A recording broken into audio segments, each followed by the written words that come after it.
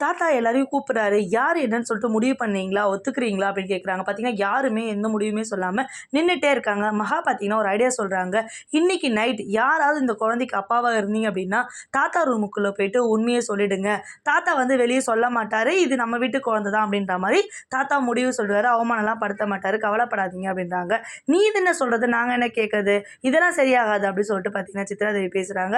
"நான் சொல்றது தான் சரியா இருக்கும்." அப்படின்னு சொல்லிட்டு தாத்தா கிட்ட கேட்குறாங்க. "நீ சொல்றது தாம்மா சரி." அப்படின்னு சொல்லிட்டு தாத்தாவும் பார்த்தீங்கன்னா சொல்றாரு. சரி சொல்லிட்டு தாத்தா ரூம்ல உட்காந்துட்டு இருக்காரு. சித்ராதேவி, அனாமிகாலாம் பார்த்தீங்கன்னா ஒளிஞ்சிருந்து பார்க்குறாங்க. யார் போவாங்கன்னு பார்க்கலாம். என்ன தெரிஞ்சுச்சு அப்படின்னா அவங்கள அவமானப்படுத்தி அசிங்கப்படுத்தலாம்னு சொல்லிட்டு பார்த்துட்டு இருக்காங்க. ஒரு சைடு காயத்ரி ஒளிஞ்சிருந்து பார்க்குறாங்க. ஒரு சைடு கௌதம் ஒளிஞ்சிருந்து பார்க்குறாங்க. இதே எல்லாத்தையுமே பார்த்தீங்கன்னா ஐஸ்வர்யா பார்த்துடுறாங்க. கூப்பிட்டு எல்லாரையும் பிடிச்சு திட்டுறாங்க. இது எல்லாமே சீட்டிங்கு. இது என்ன சொன்னது? பெரிய தாத்தா முடிவு எடுத்தது. அதனால யார் என்னவோ அது முடிவு பண்ணுங்க. நீங்க உள்ள போங்க அப்படின்னு சொல்லிட்டு பயங்கரமா திட்டி விட்டுர்றாங்க.